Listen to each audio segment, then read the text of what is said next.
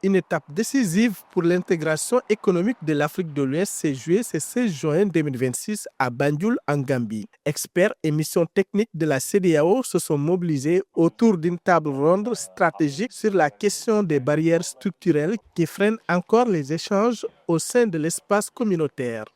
Malgré 40 ans d'existence de la CEDEAO, le commerce intrarégional plafonne historiquement entre 10 et 15% des échanges totaux. Cette stagnation s'explique par la persistance de barrières non tarifaires BNT et un secteur informel qui reste le véritable moteur, bien qu'invisible, de l'économie régionale. Pour les experts réunis à Banjul, l'urgence est de structurer cet écosystème vers un système formalisé grâce au renforcement des capacités et au développement des corridors commerciaux. Le régime commercial simplifié aujourd'hui dans le cadre régional est une exigence, donc une nécessité pour les entreprises, pour les commerçants transfrontaliers et une nécessité aussi pour la formalisation du secteur informel.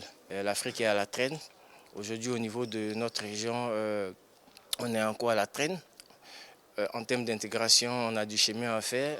Nos volumes d'échange tournent autour des 12-15%.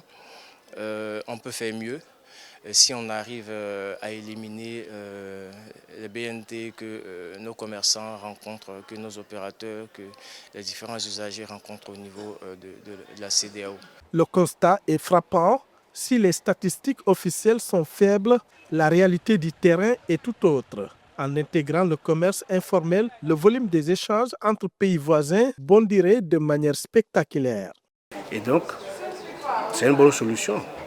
Si on peut avoir un régime qui prend en compte les difficultés auxquelles les commerçants transfrontaliers sont confrontés et qui peut faciliter la circulation de produits aujourd'hui, vous savez, quand vous regardez les rapports qui sont faits, le mouvement des marchandises qui traversent les frontières de façon informelle, en termes de volume, c'est important plus que ce qui est vu par les statistiques au niveau des frontières aujourd'hui.